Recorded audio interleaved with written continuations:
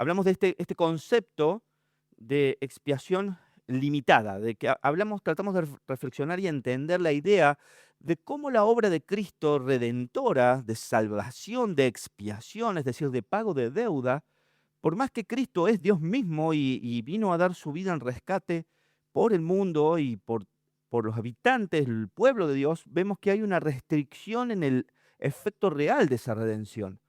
Y es un conflicto cuando dimensionamos quién es el que está pagando el precio y cuál es su valor y por qué el alcance de esa redención es de alguna manera limitado. Entonces, nos lleva a preguntarnos cosas. Y los teólogos de la época se preguntaron muchas cosas y han ido jugando entre pasajes que uno se aferra, ideas que lee, tratando de entender cómo glorificar mejor a Dios en estas doctrinas y entender mejor sus propósitos. Y reconocemos que son temas que no son fáciles. Por ahí para nosotros que ya tenemos un proceso formativo, evangélico, influenciado por la Reforma, hay cosas que no son más fáciles de aceptar, más aún en una iglesia como la nuestra, que es bautista, reformada, confesional, entonces tenemos doctrinas muy sólidas que las enseñamos constantemente. Pero imaginamos a personas que vienen con bases, o en la iglesia primitiva, bases del judaísmo, o imaginamos a personas del siglo I, siglo II, que vienen con bases menos desarrolladas teológicamente, con más revelación del Espíritu en esos tiempos, líderes que van naciendo, la palabra escrita que de a poco va tomando lugar, pero tanto por descubrir. Y después nos encontramos en la época de la Reforma con una tradición y un proceso histórico que se ha ido acomodando a lo largo del tiempo.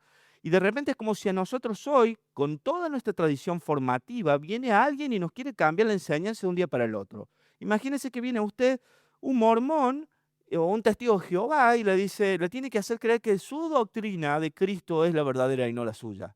¿Cómo respondería a esto? Herejía, no estamos de acuerdo, no estoy dispuesto a moverme un milímetro, ¿cierto? Y me puede dar todo un fundamento muy sólido, escritural, sin embargo, nosotros no vamos a movernos un milímetro. Y tenemos que pensar en estos términos con la reforma, ¿no? Estamos tratando de sacudir a la iglesia, su historia, su trayectoria, a personas que vienen formadas y seteadas en una línea de pensamiento y chocarlas de repente con que lo que creen de algo está mal. Y tienen que repensar, y redescubrir, y reentender. Imagínense el sacudón que representa. Por eso, cuando nosotros ponemos esto en evidencia y lo contrastamos con nuestra propia experiencia hoy, lo que nos costaría cambiar, ¿cierto? Debemos entender que el que está detrás de estos cambios en la reforma no es otro que el Espíritu mismo dando convicción, porque de otra manera la rebeldía del hombre natural a estas enseñanzas sería total, ¿cierto? Sería considerar, a ver, vamos a poner este término, hombre natural, usé la palabra, ¿no? Considerar a los que piensan así como herejes y asesinarlos. Hacer una inquisición para matar a todo el que quiera enseñar una herejía como esta. ¿Le suena que pasó algo de eso en la historia? Claro que sí. Sin embargo, las enseñanzas impactan, impactan, impactan, trascienden, cambian, reforman y un proceso de reformación se volvió prácticamente en un proceso de revolución. Revolución de naciones, revolución de la sociedad. Entonces, la enseñanza transformó todo el status quo, el equilibrio social de la época, sacudiendo todas las culturas y toda la formación que tenían. Ahora, la razón venía de que las personas expuestas a la palabra de Dios, de repente eran convencidas por el espíritu de la realidad de las enseñanzas. Y ahora algo que yo creía está siendo desechado y reemplazado por una verdad nueva. Y de alguna manera, todo aquel creyente que ha venido con una formación evangélica sin haber sido expuesto a las doctrinas de la gracia y choca en algún momento con enseñanzas de las doctrinas de la gracia, tiene un gran conflicto. Es bastante común. Mi propia experiencia, yo lo he compartido en alguna oportunidad, fue así. Yo venía muchos años de estudiar de manera em, con algunos profesores y de estudiar de manera autodidacta y de repente un día, casi por accidente o por la gracia soberana de Dios, esperando a mi esposa, escuchando la radio BBN, escucho una enseñanza a través de la Biblia o de Gracia a vosotros, creo que era Gracia a vosotros, del pastor Henry Tolopilo, que era la enseñanza de MacArthur, y los temas tenían que ver con doctrinas de la gracia, la soberanía de Dios en la elección, ese era el tema, Dios eligiendo soberanamente. No, yo recuerdo que me quedé escuchando eso y la primera reacción de mi corazón fue: "¿Qué clase de barbaridad estoy escuchando?". ¿qué clase de herejía tan demente se está diciendo? Pero quedó esa semilla ahí generando un conflicto, porque en el fondo del corazón uno entiende: esto es demasiado sólido y demasiado evidente como para que uno se resista, pero choca con cada fibra de nuestro ser pensar en estos términos. Dios eligiendo soberanamente a quien Él quiere salvar. Y nuestro libre albedrío y mi libertad de escoger a Dios y todo lo que yo había aprendido. Entonces vamos de nuevo a la siguiente enseñanza, el día siguiente y al día siguiente. Y no, hay que ir más hondo. Y una contradicción en el corazón, una tensión que uno la puede sentir y te lleva a momentos de angustia, a momentos de falta de respuestas. Y de repente Dios hace algo donde el Espíritu te da una convicción de decir: no, esto es así. Gloria a Dios por esto, ¿cierto? Y tu corazón y tu mente cambian porque la obra es del Espíritu, no es simplemente del intelecto. Y eso produce un cambio de aceptación de cómo percibir la verdad de la palabra de Dios y de cómo responder en adoración a esta verdad. Son experiencias fuertes, ¿no? Entonces, los reformadores, cuando empiezan a trabajar la escritura y a meterse, Dios los está usando de manera singular y de manera poderosa, y luego usando sus enseñanzas para impactar sociedades enteras. Entonces son doctrinas muy fuertes y muy desafiantes, ¿cierto? Para mí la doctrina tal vez de la expiación limitada junto con la elección incondicional son dos doctrinas tal vez de las más conflictivas, de las más difíciles para el pueblo evangélico de hoy, ¿cierto? Elección incondicional. Dios escoge a quien escoge porque Él es soberano y porque Él quiere. No hay condiciones para su elección. No depende del que quiere ni del que corre, sino de Dios, que tiene misericordia, ¿cierto? Dejándonos entender que es la salvación de un alma es una obra soberana, eterna y predestinada por Dios, no por la reacción o respuesta del hombre. Es difícil y a la vez cuando uno la comprende, la reflexión de esta verdad nos lleva a una adoración mucho más profunda. Primero porque entendemos que Dios es un Dios suficientemente soberano para no pedir cuenta ni dar explicaciones de lo que hace. Tiene autoridad total de esto. Pero segundo, porque entendemos y sentimos que somos parte de esa elección incondicional de Dios. No depende de mí. No dependió nunca de mí. Él quiso por su gracia rescatarme y me lleva a una adoración mucho más profunda. Porque no es que yo elegí a Dios para que Él me salve. Él me buscó cuando yo estaba totalmente apartado, cuando mi mente iba en otra dirección, cuando mi naturaleza era por instinto, por respuesta, por principio, rebeldía a Dios. Y Él vino a buscarme. Y Él me llamó. Y Él me escogió. Y Él me salvó. Y Él me toma y me lleva. Y nuestra adoración cambia. Y nuestra percepción de la cruz cambia. Y nuestra relación con este Dios y su impacto en nuestra vida cambia. Y luego esta idea de, bueno, entender que esta redención no es para todos. Que esta redención no alcanza a la totalidad de las personas, no porque potencialmente no sea suficiente, sino porque intencionalmente no es suficiente. Y esto es lo conflictivo, ¿cierto? Intencionalmente no es suficiente, no alcanza a todos los hombres, a todo ser humano creado, ¿bien? Entonces, repasando a modo introductorio algunos conceptos que estábamos desarrollando, dijimos de la pregunta de si la satisfacción de la justicia de Dios en la cruz fue universal o indiscriminada, o sea, hablamos de una salvación para toda persona, todo tiempo, en todo lugar y en toda edad, ¿cierto? Para todos los hombres, o fue específica y definitiva solo para un grupo, este grupo que llamamos los escogidos, que Dios llama así en el términos de la elección incondicional, ¿bien? Y este, dijimos, fue el punto más discutido en el sínodo de Dort, que fue un punto de discusión de la iglesia, donde se pararon a tratar de ponerse de acuerdo en esto, ¿bien? Pero al día de hoy sigue siendo una de las enseñanzas más controversiales, dijimos. La expiación es la obra de Dios a favor de los pecadores para reconciliarlos con Él. Es la actividad divina que confronta y resuelve el problema del pecado humano de manera que la gente pueda disfrutar comunión con Dios ahora y en el siglo venidero. Esta es la definición de lo que la expiación de Dios hace. Es romper el problema del pecado que separa, destruir el problema, la crisis que está separando a Dios con el hombre. ¿Bien? Y dijimos que hace referencia puntualmente a la muerte de Cristo y el pago de nuestros pecados por medio de su sacrificio como un cordero expiatorio, ¿cierto? Entonces se trata de definir en definitiva de qué es la fe. De eso se está hablando. Se trata de confiar en la obra de Cristo con el propósito que Dios lo ha dado. ¿Y por qué es un desafío? Porque puede haber muchas personas que digan, bueno, yo creo en Dios, eso no me hace salvo, eso no me convierte en un ser salvado. Es más, yo puedo decir que creo en Cristo. ¿Saben? Los testigos de Jehová creen en Cristo. El problema es que ellos no creen que Cristo es Dios. Y aunque yo creyera que Cristo es Dios, mi problema es que yo debo creer quién es Cristo en la cruz.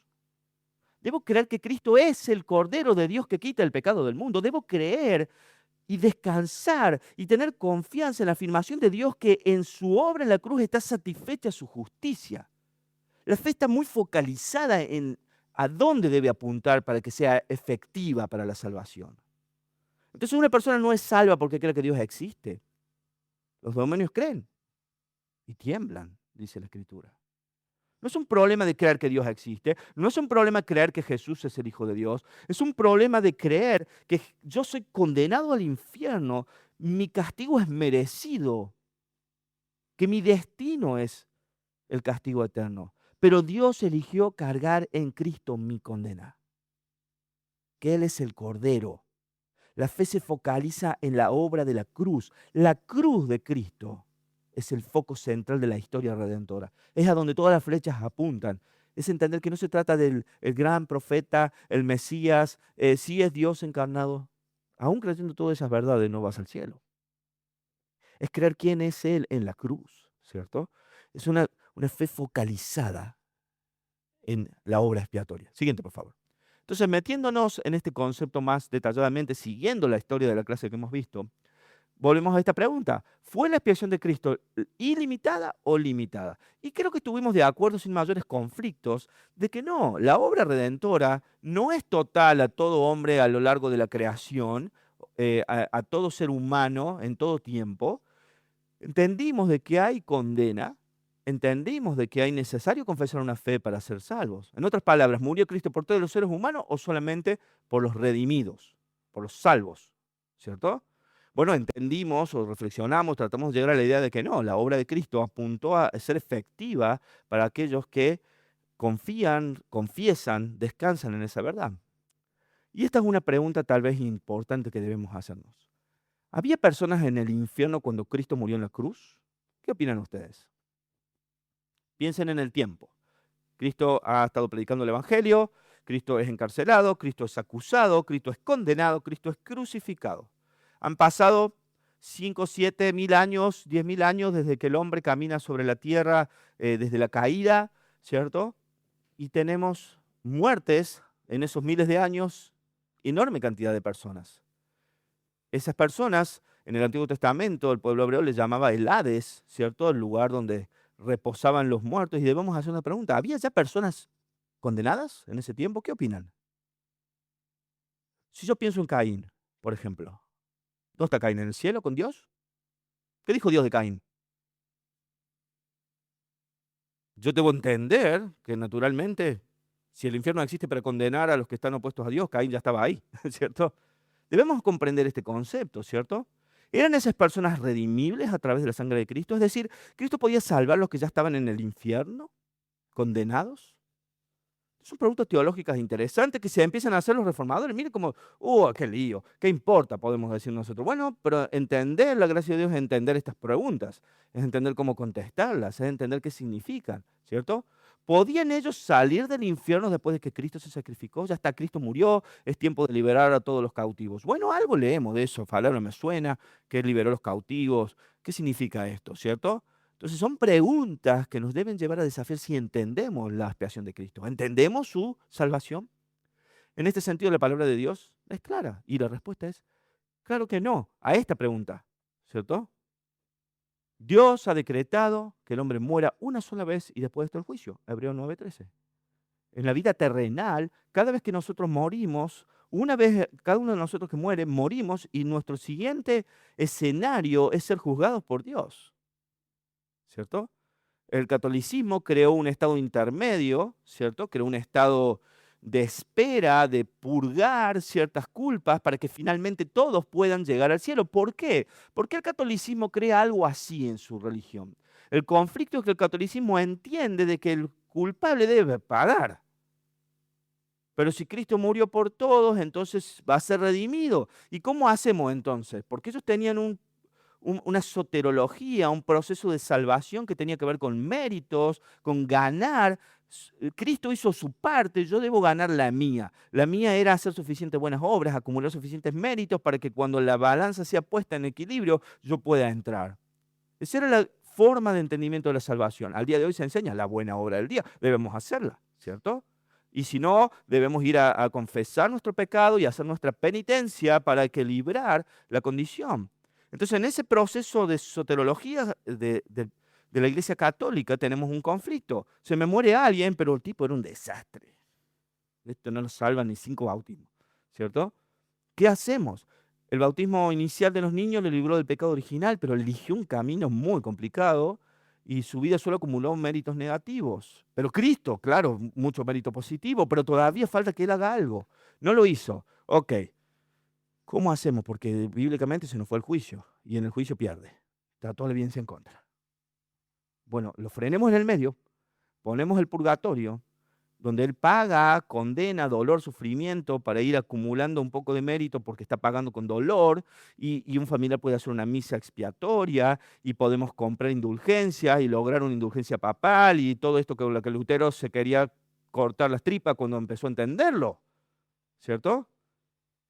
Pero necesitamos resolver el problema porque entendemos que después de la muerte viene el juicio. Entonces frenemos todo en un estado intermedio mientras dure la humanidad para que la gente al fin pueda ser salva, porque si no tenemos un conflicto. Hay muchos condenados, ¿cierto?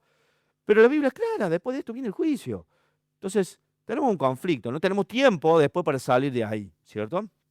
Y tenemos un ejemplo muy claro dado por Jesús en la parábola de el rico y Lázaro. ¿Se acuerdan esa historia de este mendigo que comía migajas de la puerta de un rico? Los dos mueren. Y Jesús nos pone este ejemplo para enseñarnos algo. Dijo, uno fue al seno de Abraham a ser consolado. Habla de un estado de consuelo. El otro va a un lugar de tormento. Estamos hablando del Antiguo Testamento, ¿cierto? Es evangelio, pero estamos hablando todavía de una etapa previa al nuevo pacto. ¿No? Cómo está funcionando para el pueblo hebreo la historia del juicio. El rico va a dolor, a sufrimiento, a angustia, a un clamor porque siquiera una gota de agua tocara su lengua. Y él puede ver a este hombre Lázaro y a Abraham que le da consuelo y le dice, Padre Abraham, ayúdame a mí. No, le dice, vos ya disfrutaste todo en tu vida. Pero él no. Mándalo conmigo, que me dé una gota de agua. Si quiere una gota, toque mi lengua. ¿Cierto? No, le dice Abraham, hay una barrera entre nosotros, no podemos. Vos podés ver lo que pasa, podés sufrir por lo que ves, pero no podés cambiar lo que ves. Eso es lo que le está diciendo Abraham, esto ya está. Aguántatela. Tu oportunidad. Entonces, ¿sabes qué, Abraham? Bueno, ok, yo ya estoy acá, él ya está ahí, no hay tiempo de arrepentimiento. Mándalo porque mi familia, este lugar es horrible, es insufrible. No, mi familia, mis hijos, mi madre, mi abuelo, mis padres, que no vengan acá, mandalos. La respuesta es, a los profetas tienen que lo escuchen. No, pero si uno volviera de los muertos a este, oirían. No se puede. Está hecho. Entonces el conflicto de la historia nos lleva a pensar cómo Jesús habla la cosmovisión de la época de que ellos entienden que hay un infierno y que hay que pagar por las decisiones, por los caminos tomados, por el pecado que mora en ellos. Claro, en su cosmovisión somos un pueblo elegido. ¿Cómo es posible que alguien de un pueblo elegido termine en ese lugar tan horrible? Mire cómo rompe Jesús la mente de ellos, porque yo me la gané porque nací acá, ¿cierto? Yo soy hebreo y a mí nadie me saca de la salvación. Ah, no, le dijo Dios, acá está, ¿cierto? Y este es el conflicto donde ellos están. Pero vemos como que aquellos que han cruzado ese umbral, dice, de la eternidad, no pueden cambiar el destino, ni el destino de aquellos que quedan en la tierra. No hay forma de afectar, una vez que esto se llegó, lo que sigue. No hay forma.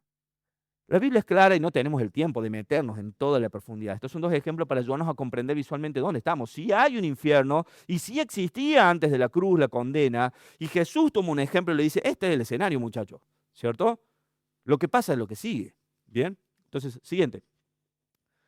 Básicamente podríamos decir que si existe alguna razón para entrar en la gloria, es que Cristo pagó por el pecado del ser humano. Y si existe una razón para ir al infierno, es porque esos pecados no han sido pagados. Esa es la conclusión final a la que llegamos después de estudiar lo que significa la condena y la salvación.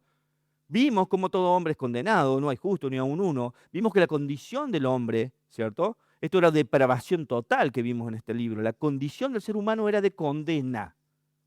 Todo hombre, todo ser humano, desde Caín, desde Adán para abajo, nace bajo un juicio y una condena de parte de Dios puesta sobre él.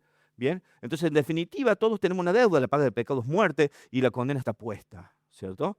Y vimos, cuando hablamos de la redención, de cómo lo que ocurre es, o vamos al cielo porque Cristo paga la deuda, o vamos al infierno porque nadie pagó la deuda. Y la deuda era morir. Ese es el pago que hay que dar, ¿cierto? Entonces, si Cristo pagó por los pecados de toda la humanidad, acá tenemos un conflicto, que se entendieron los reformadores, que hay un problema. Si Cristo vino para morir por los pecados de todo el mundo, hay personas que terminan en el infierno. Entonces, esos que van al infierno tendrán sus pecados pagados 2 veces. Esto hicieron un trabajo analítico. A ver cómo entendemos estas doctrinas, dice. Porque si alguien está pagando el pecado de su vida en el infierno, como ese rico de la historia, y Cristo muere por él, ¿qué paga? 2 veces la deuda? Muere él, muere el registro por él. Mientras que los que confían en Cristo, solo los paga Cristo. Esta es una pregunta racional que ellos hacen. Y la pregunta es, o los paga primeramente Cristo en la cruz y luego lo pagan ellos otra vez al irse al infierno. Aún los que mueren después de Cristo, ¿no? Todos los que desde que Cristo murió en la cruz para acá siguen negando la obra del Evangelio, negando la fe, van al infierno según la Escritura, ¿cierto? Entonces pagan 2 veces, porque ellos van al infierno, pero después Cristo paga por ellos, pero ¿están pagando doble? Es una pregunta racional o analítica. ¿Y esto? Siguiente. Entonces, si Cristo solo pagó los pecados de sus elegidos, ellos son los que no van a pagar su propio pecado. Aquellos por quien Cristo pagó, ¿cierto? Y no se trata solamente de que ellos quieran, se trata de que Cristo decide pagar algunas cuentas específicamente. Esto es lo que expiación limitada nos dice, ¿viste? Por eso se llama así, la doctrina de la expiación limitada o la redención particular. La idea de algunas personas en particular, ¿cierto? Para significar que Cristo murió por un grupo particular de personas, ¿cierto? ¿Cuánto, cuán grande? Todavía tenemos que discutir, ¿cierto? Todos los que quieren. Hemos tenido textos fuertes, como no depende del que quiere ni del que corre, sino que es de Dios. Bien, pero estamos hablando de que por lo menos entendemos de que alguien necesita confiar en Cristo para no ir al infierno y que Cristo pague su deuda, que tiene que depositar su fe en Cristo como Cordero de Dios, ¿cierto? Entonces hablamos de una distinción y estamos entendiendo en que al final no hay una expiación universal. Mire cómo lo dice este pasaje de Juan capítulo 6. Este Jesús hablando al pueblo y mostrándonos este conflicto, ¿cierto? Hablándole a los principales sacerdotes, dice, pero ya os dije que aunque me habéis visto, no creéis. Muéstranos el Padre. ¿Quién es? ¿Cómo es su redención? ¿Dónde está? Muéstranos. Ya les dije. Y aunque me ven, no creéis. Y él dice, todo lo que el Padre me da vendrá a mí. Jesús entiende que inclusive él mismo no tiene alcance específico, sino por la obra soberana de Dios Padre. Lo que el Padre me da, eso viene a mí, dice Jesús. Le estoy diciendo, ustedes no me creen, me están viendo y no me creen, pero aquellos que el Padre le concede verme, vienen. ¿Bien? Eso es lo que Jesús les está diciendo. ¿Bien? Y lo que dice a continuación es, y el que a mí viene, de ningún modo lo echaré fuera. Lo que el Padre me da, a mí viene. Soberanía. Dios le dice, anda a buscarlo a Cristo y ellos vienen. Y cuando alguien viene a mí, yo lo recibo. Eso es lo que está diciendo Jesús en estas palabras simples, ¿cierto? ¿Por qué he descendido del cielo? No para hacer mi voluntad, sino la voluntad del que me envió. Dice, yo vine a obedecer la autoridad del Padre. Jesús está reconociendo esto en la obra. No vine para hacer lo que yo quería acá. Vine para cumplir los propósitos eternos de Dios. Vine a hacer obediencia. Y dijimos que los méritos de Cristo eran suficientes porque Él fue obediente hasta la muerte. Y muerte de cruz, dice el texto, ¿no? Que en Él no se halló pecado alguno y que su justicia y su cumplimiento fue perfecto. Por eso Él era aceptable para Dios, porque no había nada que pudiera condenarlo. Y Él dice, yo no vine acá para hacer mi voluntad, sino obediencia pura. Y vimos como cuando Juan el Bautista dice, Señor, pero bautízame vos a mí. No, necesitamos cumplir toda la justicia. Vos me tenés que bautizar. No importa si yo soy Dios, vos sos un... No importa, me tenés que bautizar vos. Cumplamos toda justicia, ¿cierto? Y ahora Jesús nos dice, bueno, ¿y cuál es la voluntad de Dios después de todo? A ver, ¿cuál sería? Esta es la voluntad del que me envió. dice Jesús, que todo lo que Él me ha dado, yo no pierdo nada, sino que lo resucite en el día final. Hay una autoridad que tiene Cristo de resucitar a todos los que ha recibido. La voluntad del que me envió, que lo que Él me dio, yo lo cuide. Y sobre lo que Él me dio, yo haga una obra de redención. Esa es la voluntad del que me envió. Jesús nos está mostrando en estas palabras cómo Él está ajustando el principio de un universalismo a un grupo, ¿cierto? No sé si ese grupo es 2/3 de la humanidad, 1/10 parte de la humanidad. Yo no conozco, no estamos hablando de ese término, pero sí estamos hablando de que hay una distinción, en que hay un grupo puntual en el que Jesús está diciendo, sobre lo que Él me ha dado, yo no puedo perder nada. Y la voluntad es que los resucite en el día final, ¿cierto? Que haga expiación. Entonces, ¿cuál es la voluntad de Dios para salvación? Que ninguno de los que el Padre le ha dado a Cristo se pierda. Y si alguno se pierde, es porque el Padre no se lo dio al Hijo. Es la única conclusión natural a la que llegan los reformadores. Si Cristo ha prometido de que todo lo que el Padre le ha dado, Él no pierde nada, y vimos que hay condena para algunos, sabemos, lo leemos, lo entendemos, lo reflexionamos, entonces esos son personas que el Padre no le dio al Hijo. Es la única conclusión natural que hacen los reformadores al reflexionar estos conceptos.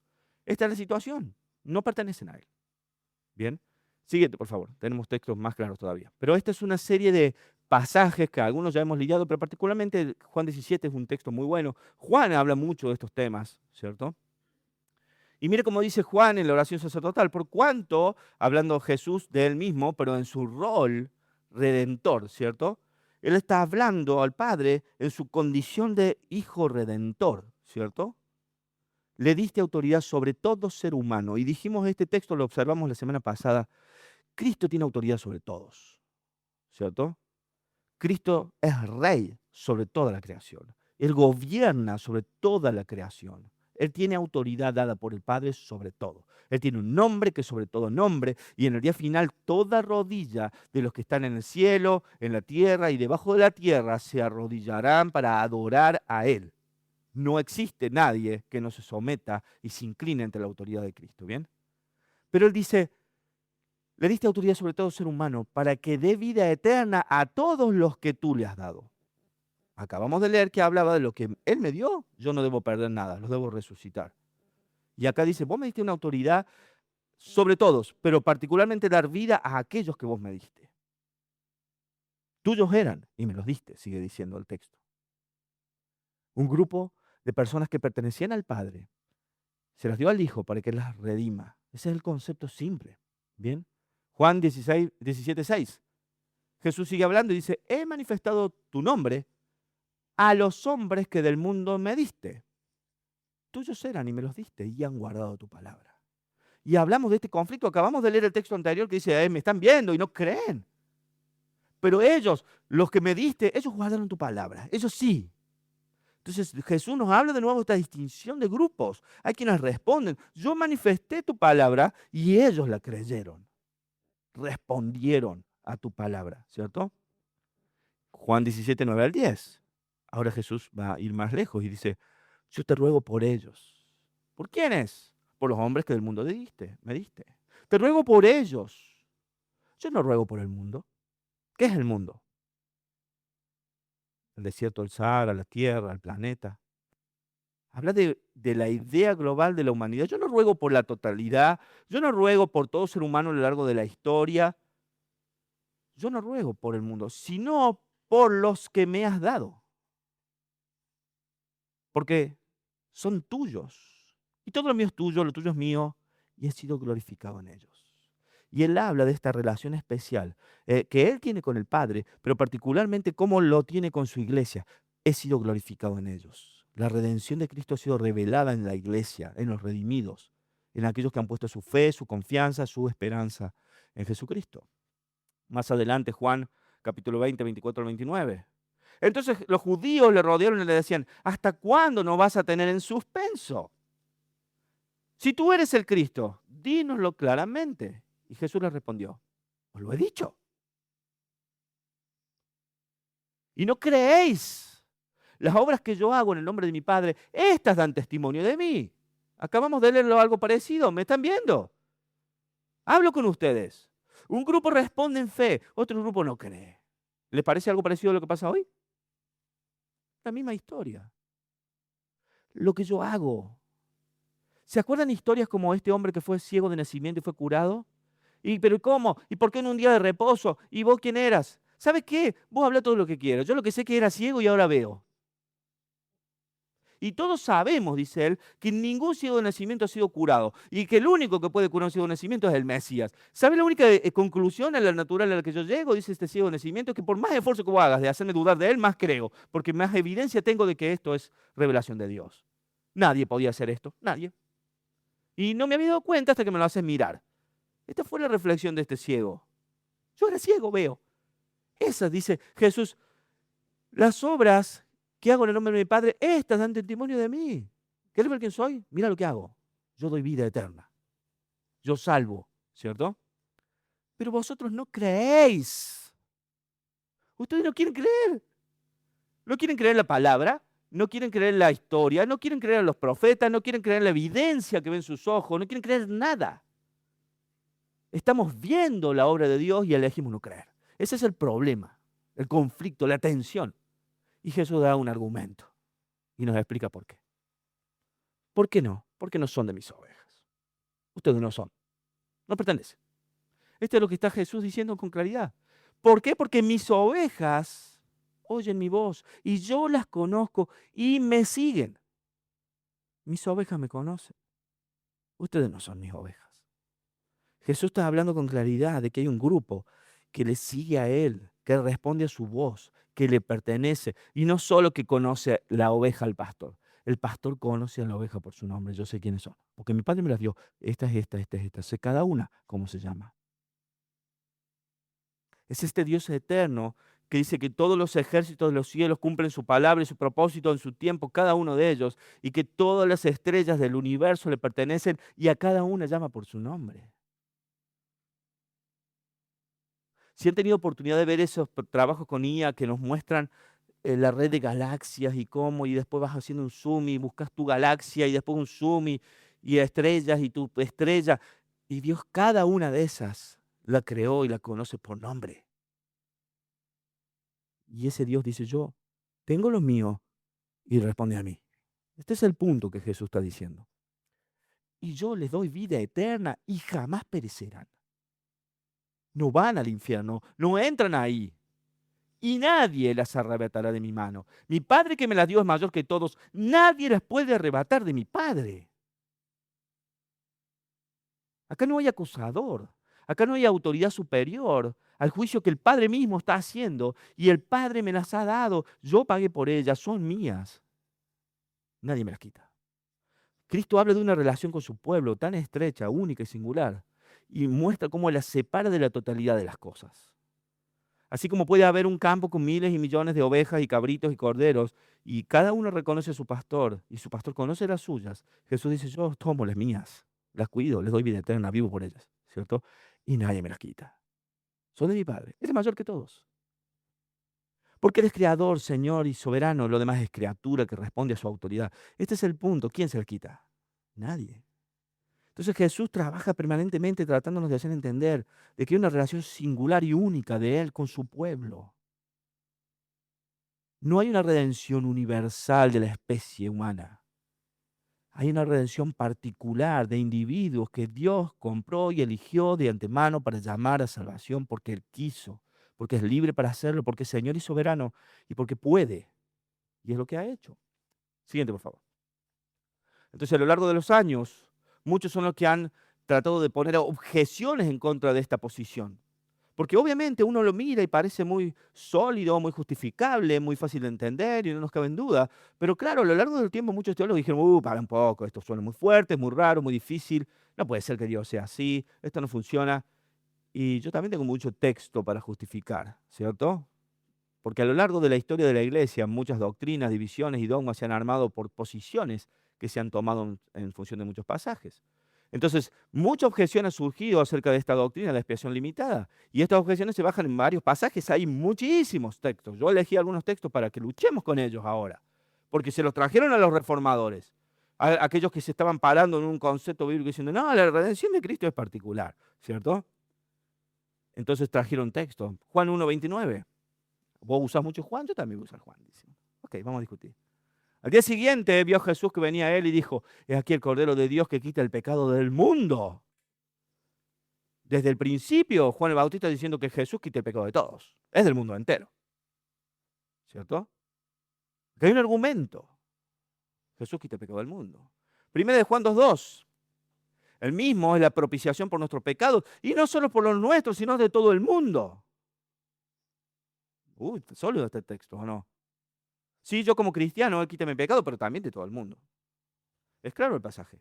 2 Corintios 5:19. A saber que Dios estaba en Cristo reconciliando al mundo consigo mismo, no tomando en cuenta a los hombres sus transgresiones, y nos ha encomendado a nosotros la palabra de la reconciliación. Mundo. Mundo. ¿Cómo no va a haber personas que defiendan una salvación universal, una redención universal, una expiación universal? Si Dios es claro, la Biblia lo dice. Tenemos tantos pasajes. Hay 3 o 4. Siguiente, por favor. No sé si hay otra. No. Hay varios textos que puede uno traer a la mesa, ¿cierto? Y ponerlos como una evidencia clara de que no, la redención puede alcanzar a todos. La redención es sobre el mundo, ¿cierto? Entonces, acá es donde entra el conflicto un poco más complejo de la discusión. Porque cuando nosotros se nos ponen los temas así y no tomamos el tiempo de explorar el texto de Dios, de entender su plan redentor, de entender su revelación de su palabra, hacemos dogmas de un versículo, dogmas, o sea, verdades inquebrantables sobre algún punto y las defendemos, a veces sin llegar a comprenderlas a cabalidad. Por eso hay un trabajo y un proceso que uno debe hacer para entender y el Espíritu obrar en nosotros para darnos luz de aquello que da gloria a Dios en lo que hacemos. Entonces, esta tensión fue grande y lo sigue siendo. Y al día de hoy seguimos teniendo Iglesia Católica Romana. No se reformó, pero está la Iglesia Reformada. Aunque tiene una innumerable cantidad de variables, la Iglesia Reformada, porque depende de qué tanto se metió con cada punto, es cuánto lo reformó, básicamente. Por eso hablamos que el principio de la reforma es que la iglesia reformada es siempre reformada. Necesita todo el tiempo volver al texto para encontrar luz. Porque el problema es que si yo me freno en algún lado, ya llegué a un techo. Y cuando me llegué al techo no termino de comprender la verdad de Dios. Y dimos como ejemplo, por ejemplo, Lutero, él choca con la soteriología. Su conflicto personal tenía que ver con la salvación. ¿Qué medios necesita una persona para ser salva? Y Lutero entiende, cuando estudia Romanos y Gálatas, y él entiende, es por fe sola. Yo no le puedo agregar nada. Es por la confianza en la obra que Dios hizo. No tiene que ver con mi propia justicia, es la de Dios. ¿Cierto? Cuando él la entiende, él desarrolla y salen las 5 solas. ¿No? Es para la gloria de Dios, es solo en Cristo, es solo por fe, es por gracia, es en la Escritura. Él concluye esto. Ok, Lutero, bueno, ¿qué hacemos con el bautismo? Ah, ¿bautismo qué? No sé. ¿Y el bautismo luterano no tocó nada con el bautismo católico? No, mi problema es la salvación, el bautismo, qué sé yo. Che, pero, ¿qué hacemos con el pecado original, Lutero? Porque ellos siguen creyendo. ¿Y cómo tiene fe un bebé? Entonces, él no se metió y la iglesia luterana bautiza infantes con el mismo principio prácticamente, con algún ajuste, porque hubo un mínimo ajuste de comprensión que una iglesia católica. Entonces tenemos un dilema aquí. Sí. Una pregunta. Y este tipo piensa de que por gracia el Dios puede salvar a Ujú, eso de nosotros por lucrarnos, sino que por la padres por la, pero no ujú. poco consola obtiene del triste decir a una madre que creciente cono y que perdió un hijo y no, o sea, la única forma de de ese niño sea salvo es por gracia de Dios, no por porque no se le pudo predicar, no se le, digamos. Ujú. Creo que el mayor consuelo que nosotros tenemos, justamente, es que la salvación reposa en Dios y no en los hombres. Porque si dependiera de que yo como padre le predico el evangelio a mi hijo y lo crean, ¿cierto? Yo termino creyendo que la salvación de mi hijo está en mi esfuerzo, en mis manos y en mi capacidad y no está ahí. Y me puedo frustrar mucho peor de ver a mis hijos fracasar, ¿cierto?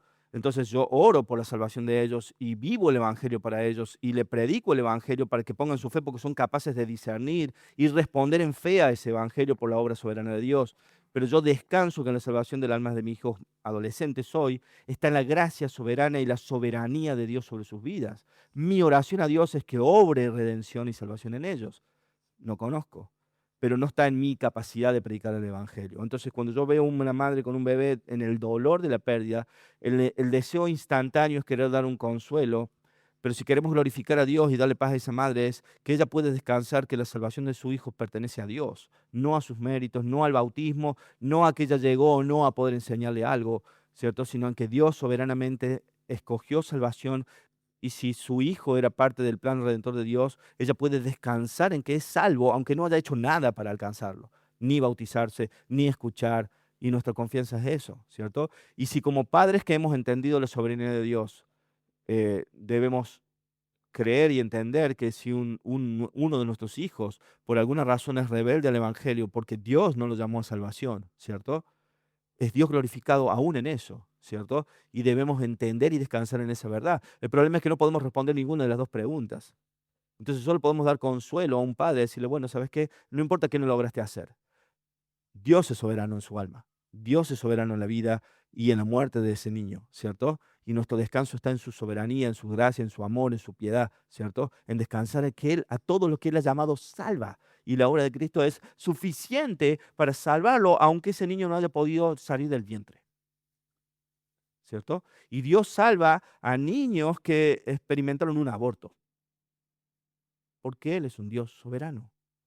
Y no hay nada que se escape de su mano. Y nadie la arrebata de mi mano porque Él es más poderoso que todos. Entonces, los términos de nacimiento o no nacimiento, respuesta o no, no tiene que ver con el alma y lo que Dios está obrando. ¿Cierto? Entonces, debemos descansar como personas que confiamos en la soberanía de Dios, que así como tuvimos que enfrentar el dolor de perder un hijo, y es parte de la soberanía de Dios, y aún debemos aprender a glorificar a Dios en ese momento. ¿Cierto? Debemos glorificarlo en que la salud espiritual, el alma de ese niño pertenece a Dios, ¿cierto? Y ese es el mayor consuelo que un padre puede tener, porque si no, luego es una culpa enorme de cuál fue el destino de nuestros hijos, y no podemos cambiarlo.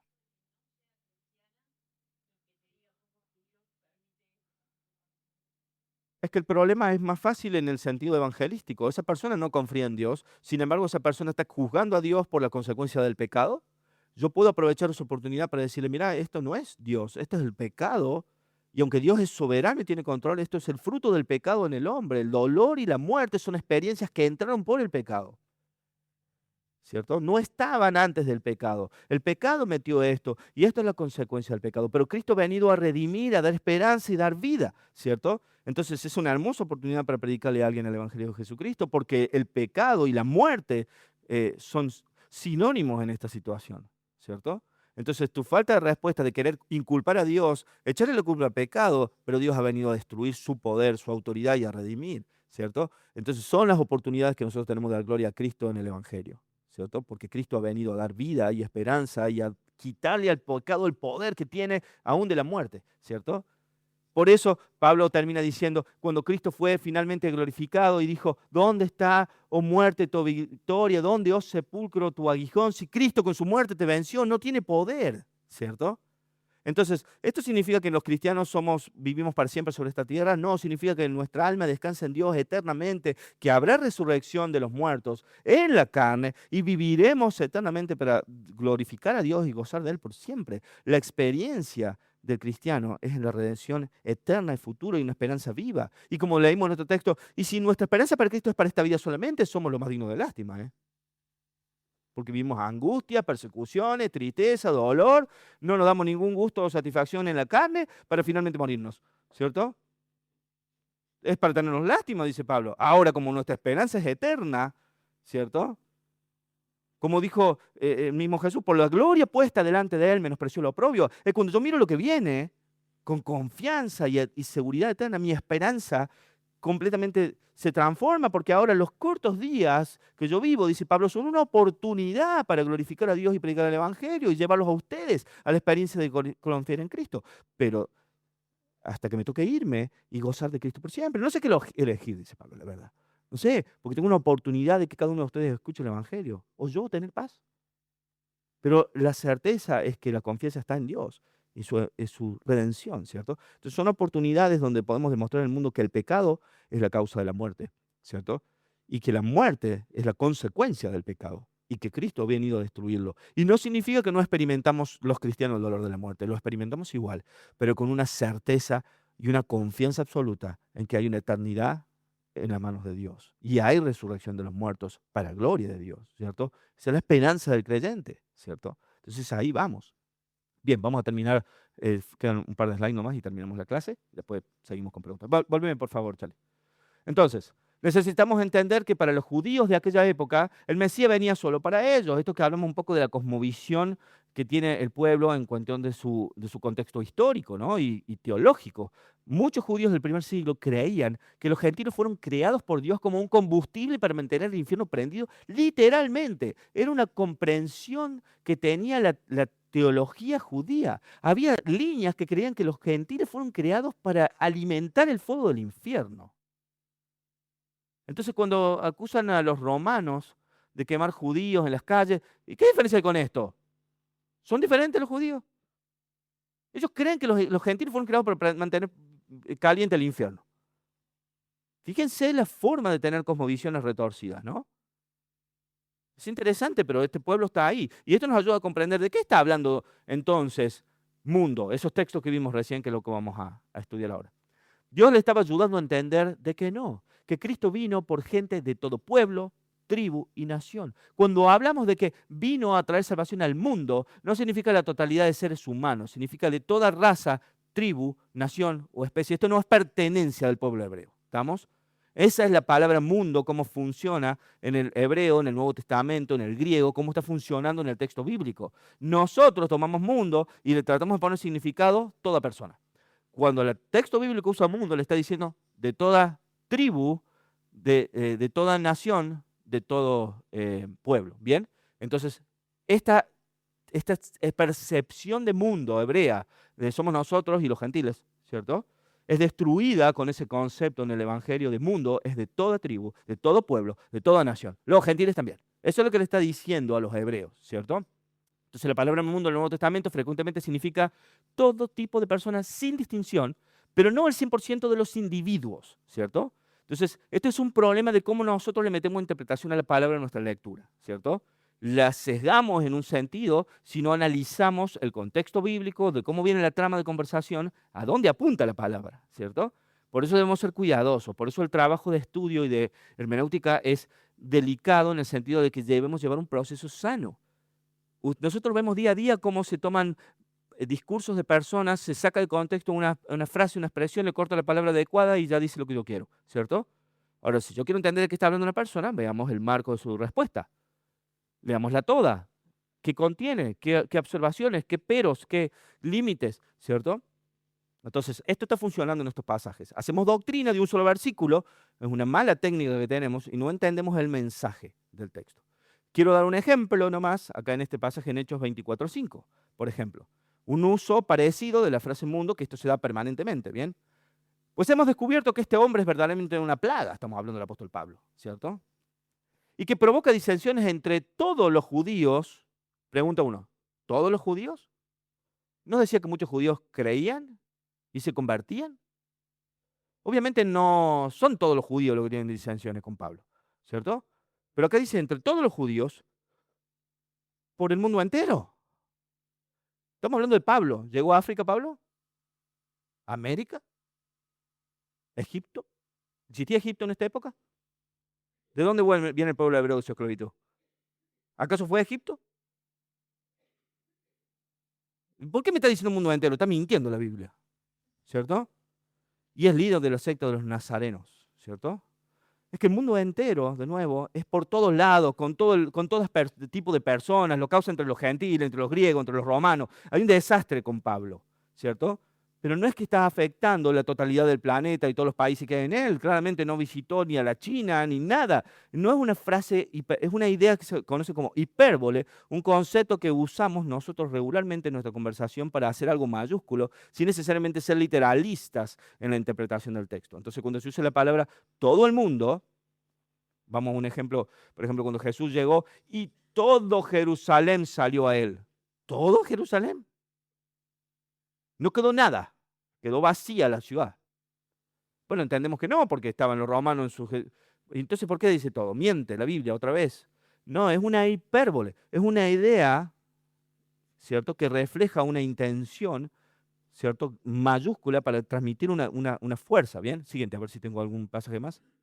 No. Entonces, debemos entender estas ideas de hipérboles, ¿cierto? De ideas para ayudarnos a entender la comprensión de que hay una idea de que cuando se habla mundo en el texto es gente de toda tribu, de todo pueblo, de toda nación, ¿cierto? Cuando Dios amó de tal manera al mundo, se refiere a no solo los hebreos. Eso es lo que se está diciendo, a todos, ¿cierto?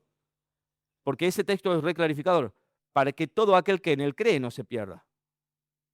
Amó al mundo y envió a Jesús, para que los que creen en Jesús no se pierdan. Eso dice Juan 3:16-17, ¿cierto? ¿Qué significa entonces, entendiendo, aunque sean esos dos versículos, que cuando Dios dice amó al mundo, no amó el planeta Tierra, que lindo, que es azul y con tanta agua? Lo amó, ¿cierto?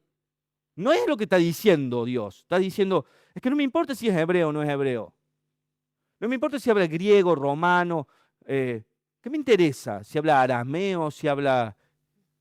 El problema es que Dios ama a la humanidad, ama a ser humanos de toda tribu, de toda lengua, de todo pueblo y redime a todo el mundo en esa dimensión, ¿cierto? Entonces envió a Cristo por ese amor a todos los hombres, de toda raza, tribu, pueblo y nación, para que todo aquel que en él cree no se pierda, para que la fe sea limitada en la convicción de fe en Cristo, ¿cierto? Entonces la doctrina de la expresión limitada es quizá la más difícil de aceptar por muchos creyentes, como ya hemos mencionado, pero en gran medida esto se debe a que desde temprana edad hemos sido oído que Cristo murió por el mundo entero, y en un sentido eso es cierto, como explicamos más arriba, y si entendemos como mundo entero, ¿cierto?, el hecho de que Cristo murió por personas de toda tribu, lengua, pueblo y nación. Y vimos la demostración básicamente en estos ejemplos que hemos trabajado. ¿Bien? La doctrina de la gracia, y esto es importante, forman un todo monolítico. Debemos interconectarlas. ¿Bien? Porque estamos trabajando una doctrina, esta de expiación limitada, que si la conectamos con, ¿cierto?, elección incondicional, o sea, Dios escoge soberanamente, entendemos que la expiación limitada es el pago de esos que Dios escoge. Y si entendemos que Él escoge incondicionalmente, lo entendemos cuando vimos primero lo que era depravación total, es decir, la condición caída total del hombre, la incapacidad que el hombre tiene de responder aún al Evangelio. Entonces, vemos que el hombre es incapaz de responder al Evangelio. Entonces, incondicionalmente Dios escoge hombres, incondicionalmente Él decide salvar a esos hombres, ¿cierto? A ese grupo de personas, ¿cierto? Y esto es expiación limitada, ¿bien? Este es el proceso redentor. Por eso tenemos que entender que es un todo monolítico, debemos entenderlo como una sola piedra que está funcionando junta, ¿cierto? La doctrina de la gracia es un proceso de entender, condición de caída, elección soberana, redención particular sobre ese grupo de elección soberana, ¿cierto? Lo que Dios está haciendo soberanamente, ¿bien? Esa elección sea consistente, tiene sentido que si Dios Padre hizo la elección en la eternidad pasada, esa elección sea consistente con el sacrificio que su Hijo vino a ofrecer. ¿Vendría Cristo a morir por personas que su Padre no eligió? Bueno, Juan 17 dice que no, pero ¿y si Cristo vino a hacer eso? También por los que no eligió el Padre desde antes de la fundación del mundo. Entonces la pregunta sería, ¿cuál sería el propósito de morir por personas que no son elegidas y que no tendrán salvación? Si van a ir al infierno igual. Hay una inconsistencia en la teología cuando las llevamos en esa dirección. Se vuelve contradictorio. ¿Por qué terminan en el infierno si Cristo murió por ellas? Si Cristo murió por todos, ¿por qué existe el infierno? ¿Quién va ahí? ¿Cierto? Empezamos con un montón de conflictos si tratamos de forzar la teología. Por eso las teologías reformadas son tan consistentes, porque simplemente tratan de entenderse, seguir el hilo y comprender lo que Dios está revelando en un todo. Y cuando nos encontramos con un problema, ok, frenemos y vamos a desarrollar más amplio, vamos a profundizar, vamos a entender mejor. ¿Bien? ¿Cuál sería el propósito de morir por personas no elegidas si no tenían salvación? De haber sido ese el diseño, la muerte del Hijo por ese grupo no electo sería un sinsentido porque no tendría ningún propósito. De repente Cristo muere por un grupo que son salvos y muere por un grupo que no son salvos. ¿Para qué murió por esos? Entonces la respuesta termina siendo evidente y lógica. Claramente Cristo pagó por aquellos que reciben por fe el Evangelio. Cristo murió por aquellos que confían en Él como su Redentor y ellos son salvados. Eso es lo que está haciendo esta doctrina. Mostrarnos que la obra expiatoria de Cristo se aplica particularmente a los que ponen su fe y su confianza en Él. Expiación limitada nos dijo esto, y elección incondicional nos dice que esos que ponen su fe en Él solo lo pueden hacer porque Dios de antemano los llamó a salvación, ¿cierto? Dios de antemano lo escogió. Esta es una operación de cómo funciona la redención, ¿bien? Y el último, que es un párrafo, recordemos siempre que justo no es lo que nuestra mente finita concibe. Cuando hablamos de si esto está bien, está mal, es una injusticia, es justicia, nuestro conflicto con esta palabra de nuevo es el sentido que nosotros le damos, sino todo lo que Dios hace, porque ese es su carácter. Y si eso que Él hace es revelado, entonces nuestra responsabilidad es creerlo, ¿cierto? Mi problema con estas doctrinas no es que me parezcan buenas, malas, útiles, no inútiles, creíbles, no creíbles, justas o injustas. Mi problema es entender qué es lo que Dios revela en su palabra y confiar en esa revelación. Si Dios lo revela, es porque Él quiere que entienda qué es esto. Y si yo tengo un problema con la justicia de Dios en este principio, mi problema es mío. ¿Cómo yo estoy entendiendo la justicia de Dios? Porque de repente yo, en mi silla de un ser humano en 8.000 millones que hay en este planeta, en este tiempo en particular de la historia, creo que tengo la autoridad de decir, Dios es injusto, no sabe hacer las cosas y debería hacerme reflexionar un poquito mejor de quién soy yo para tener semejante forma de argumentar contra el Dios eterno que declara la palabra que Él es justo, santo y perfecto, ¿cierto? Entonces, mi argumento de un corazón no rebelde, porque eso que acabo de decir es la condición natural y rebelde del ser humano desde Adán para acá. La rebeldía a aceptar lo que Dios propone. Un corazón redimido se siente y dice, wow, yo no entendía esto, pero si Dios dice que es así, esto es así. ¿Cómo funciona? ¿Cómo lo entiendo? Y cómo adoro a Dios por eso, ¿cierto? Y no ponerme yo en el banco de juzgar a Dios como si Dios es justo o injusto, porque a mí no me parece, ¿cierto? Porque esta es parte de la arrogancia del corazón del hombre que cree que se puede sentar en el trono de Dios, ¿cierto? Y ser como Él. Por eso comí el fruto, para poder ser como Dios, ¿no? Y poder entrar en una charla cara a cara. Como finalmente le hizo Job. ¿Y cómo hizo Dios con Job? Lo sentó y lo calló y le dijo, mirá. Y cuando yo creé la historia y yo creé los cielos y la tierra y yo creé los mundos, yo te creé a vos no estabas. ¿Vos entendés con quién discutís? Es el problema. Entonces, si nosotros creemos que Dios es justo, porque esto es lo que la palabra dice, esto es justo. Entonces, ¿cómo logramos nosotros entenderlo? Para, sí, Que Ito yako ito tribu lengua Israel pueblo este claro. Básicamente, siempre decimos esto. A ver, exactamente, debemos decir esto. Am, a ver, vamos a poner ejemplos más limitados, pero que nos ayuden a entender, ¿cierto? Yo soy Noé, acabo de construir un arca y les digo, viene un diluvio, todo el que suba al arca se salva. Entonces los animales, que son animales, y nosotros los miramos como animales, dicen, no, yo voy, y caminan parejito, despacito, y se suben, agarran su rinconcito y se acomodan, porque no tienen la rebeldía que tiene el hombre. Y fueron uno a uno y se subieron al arca. Y vinieron los pájaros, y vinieron los grillos, y vinieron las víboras, todos se subieron, ¿cierto? Porque venía el diluvio y me invitaron a salvarme, ¿cierto? Ahora le digo a los hombres, hombres, el arca está acá, viene el diluvio, suban. Y la totalidad de los hombres responde en rebeldía e incredulidad. ¿Qué diluvio? Que nunca ha llovido, no sabemos ni qué es el agua. ¿Cierto? Dios me dice, crean en el diluvio. Viene. Crean en el arca, salva. ¿Cierto? Entonces la totalidad de la especie responde, ¿qué agua? ¿Qué diluvio? ¿Qué arca salva? No sabemos qué es lo que un barco que flote. Estás loco, Noé. No vamos a subir. Esa es la condición natural del hombre. Entonces, viendo Dios que la respuesta de la totalidad del hombre en su condición es rebeldía, Dios dice a Noé, Dios escogió a Noé porque halló gracia delante de Dios. No porque Noé era más inteligente, dijo, no, yo sé lo que es el diluvio y el arca, yo creo. Dios toca el corazón a Noé y le dice, cree vos, tu familia, súbanse al barco. Y ellos responden con credulidad, porque Dios les dio fe a ellos soberanamente, porque si no serían como el resto de la humanidad rebeldes, ¿cierto? Y no se subirían al arca, solo se hubieran subido los animales. Pero cuando Noé, Dios lo toca específicamente, de repente Noé entra en fe, confía a él y su familia en que el arca es capaz de salvarla y que el agua va a venir. Y aunque yo nunca la vi como es, va a venir, ¿cierto? Entonces, esa fe le hace subirse al arca. ¿Vino de Noé la fe? Dios se la da, ¿cierto?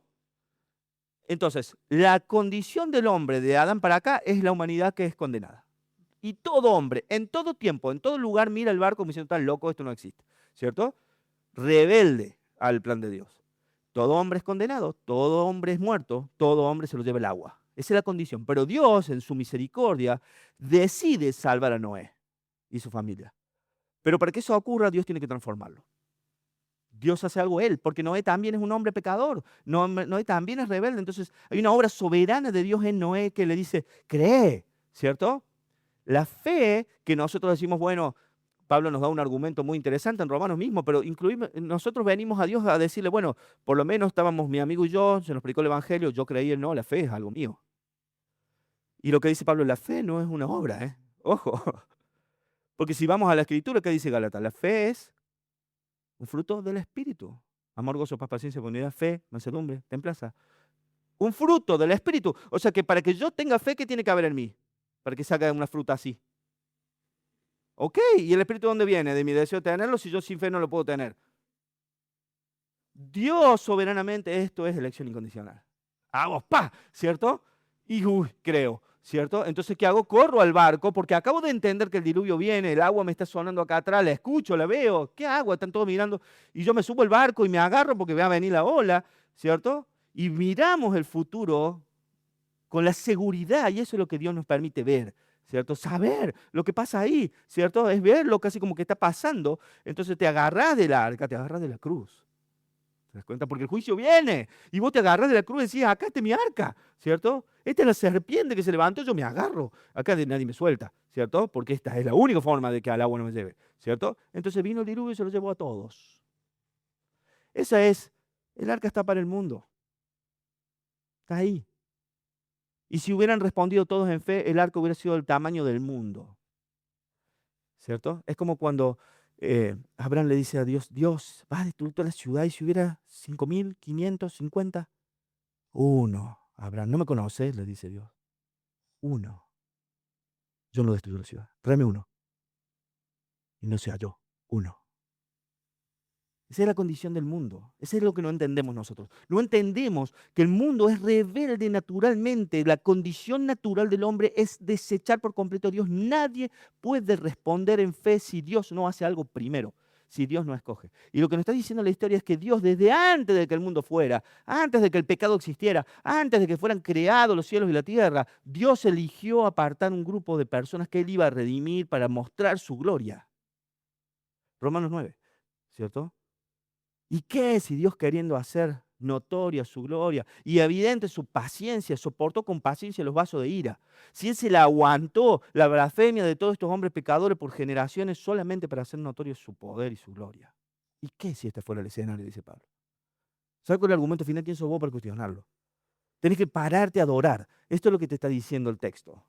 ¿Te das cuenta? Entonces, llegar nosotros a esa revelación de que todo, el 100% de la humanidad, si no hay una obra soberana de Dios, el 100% de la humanidad responde en no al Evangelio. Todos. Porque no tiene sentido, porque es irracional, es ilógico, fuera de toda razón a la condición del hombre, el 100% de la humanidad responde no. Y no sé si les conté, pero es la ilustración de las dos naturalezas de las aves, esta historia tan hermosa que supo contar el pastor Sugel en alguna oportunidad de lo que es la libre elección, ¿cierto? O el libre albedrío. Y él dice, básicamente, para entender la condición del hombre es la siguiente. Usted suponga que tiene dos aves, una ave de rapiña, un cuervo y una paloma, ¿cierto? Y delante de cada una de sus aves pone dos platitos. Adelante del cuervo pongo alpiste y carne, carroña. Y delante de la paloma pongo alpiste y carroña. Libremente, la paloma va a comer alpiste y libremente el cuervo va a comer carne, porque esa es su condición natural. Ahora, cuando Cristo viene y toma una persona, un cuervo, para que el cuervo quiera comer alpiste, debe ser palomizado. Debe ser cambiada su naturaleza. Entonces Cristo viene y le da una nueva creación. Toma el cuervo y hace una nueva criatura y lo palomiza, ¿cierto? Y le pone de nuevo libremente a escoger alpiste o carroña. Y este cuervo que acaba de ser palomizado por la obra soberana del Espíritu, Porque el que cree en Cristo nueva criatura es. Las cosas viejas pasaron. Sos otra cosa, no sos lo que eras, ¿cierto? Este es el problema. Y el cuervo palomizado mira ahora la carroña y el alpiste, y él libremente corre al alpiste porque ha sido palomizado. Él ya no quiere carne, porque su naturaleza fue transformada. ¿Quién cambia la naturaleza del cuervo? ¿El mismo? ¿La dieta? Alf diría uno es lo que come. ¿Bien? Entonces tenemos un conflicto. Dios nos dice que Él toma al ser humano y lo palomiza, lo transforma. Él me agarra en mi pecado, en mi rebeldía, en mi iniquidad, y Él me toma y me cambia la naturaleza. Y cuando Él me pone acá, yo abrí mis ojos, yo corro a la cruz por la fe que Él me dio, porque Él me acaba de cambiar. Me convirtió en un creyente, soberanamente, ¿cierto? Entonces, ya no se trata del que quiere ni del que corre, sino de Dios que tiene misericordia. Y acá vinieron los reformadores y hablamos de esto y dijimos, entonces si Dios hace eso, ¿para qué predicar el Evangelio? ¿Saben por qué? Porque Dios eligió salvar al mundo por la locura de la predicación. La forma que Él eligió de palomizar personas es predicando el Evangelio. Porque la palabra de la cruz es la locura para los que se pierden y salvación a los que creen. Porque es por la predicación de la cruz que las personas que están muertas en el pecado, al oírla, el Espíritu toma, la hace una verdad, transforma su naturaleza, hace morar el Espíritu y responden en fe. Eso es soberanía, ¿cierto? Y esto es el plan redentor eterno de Dios, escrito, diseñado antes de la eternidad y desarrollado a medida que el mundo trasciende sus tiempos, ¿cierto? Y esto es para la gloria de Dios. Por eso los reformadores terminan con soli Deo gloria. No hay gloria para el hombre. Esto es claro en Efesios, es claro en Romanos. ¿Dónde está tu jactancia? Es la pregunta. Yo tuve fe, ¿eh? Mis amigos no tuvieron, pero yo tuve. La fe no es tuya. Dios salva a quien salva porque Él quiere. ¿Cómo sé eso yo? ¿Quién sería? No lo sé. Sí sé que Él me dice que predique porque Él, por medio de su palabra predicada, va a salvar porque la palabra es viva, eficaz y capaz de dar vida. ¿Cierto? Por eso predicamos. Porque a medida que ponemos el Evangelio, como un día lo oímos, Dios lo usa para que nosotros vengamos a vida. ¿Cierto? Por esa locura de la predicación, porque es el medio que Él eligió. Entonces, nuestra tarea es que si era revelado esto, nuestra responsabilidad es creerlo, es confiar, es adorar, ¿cierto? Es responder en fe a su enseñanza, a su doctrina, a su soberanía. Y a medida que esta lucha con nuestro hombre natural se va desarmando, nuestro deseo de adorar a Dios se vuelve cada vez más puro. Y nuestro deseo de aferrarnos a la cruz es cada vez más fuerte. Porque cada vez somos más conscientes del agua que viene, cada vez somos más conscientes de que el fruto es la muerte y que el arca está ahí para nosotros. Y ahí vamos, ¿cierto? Y eso es obra de Dios. Y este es el plan eterno de Dios, ¿cierto? Entonces, es un desafío grande. Y en el fondo hay una rebeldía natural del corazón del hombre a estas verdades, ¿cierto? Pero los reformadores trabajaron prolija y minuciosamente en comprender lo que Dios había revelado y en esa revelación en decodificarla de una manera fácil de entender, ¿cierto? De poder nosotros caminarla. Entonces, es un desafío grande para nosotros poder descansar en que Dios soberanamente obra salvación. Y poder adorarlo, porque si un día, habiendo sido nosotros rebeldes, enemigos de Dios, ¿cierto? Hoy estamos en Dios. No es por mi buena conducta, no es porque yo enderecé mis pasos, no es porque yo un día elegí creer, es porque Dios me amó. Y del mundo me eligió y me tomó y me llamó a Él. Entonces ya no obedezco a Dios porque me manda a obedecer. Jesús dice, si me amáis, obedeced mis mandamientos. La obediencia es una respuesta del amor, no de la ley, ¿cierto? El cristiano obedece a Dios porque lo ama.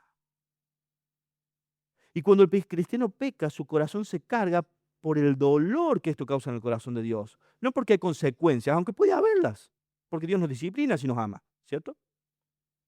Pero nuestra obediencia y nuestro arrepentimiento vienen por el dolor que nos causa haber defraudado a nuestro Dios, quitado gloria a su nombre, dañado a su iglesia. Entonces, Ya no es porque ahora que pequé perdí mi salvación.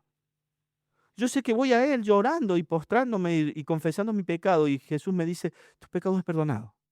Fue clavado en la cruz. Sos libre.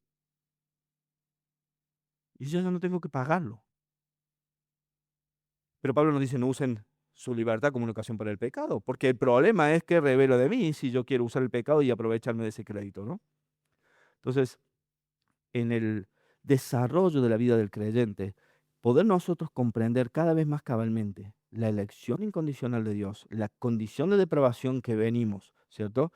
Y la expiación limitada, esa que nos ha alcanzado a nosotros, pero que no es simplemente universal y para cualquiera, ¿cierto? Sino que Dios nos llamó al arca y fuimos, porque Él nos llevó y puso el camino y allanó los pasos y nos llevó a Él, ¿cierto?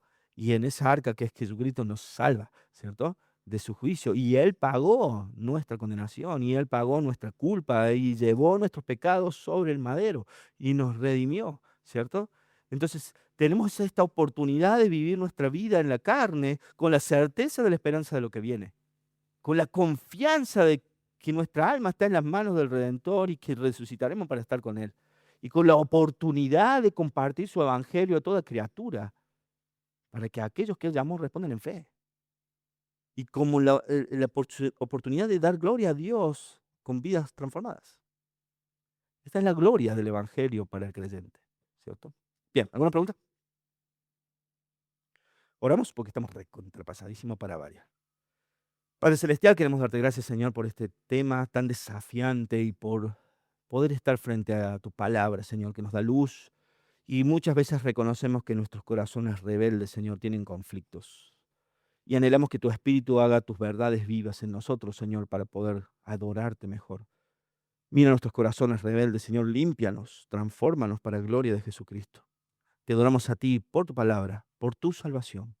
En el nombre de Jesús. Amén y amén.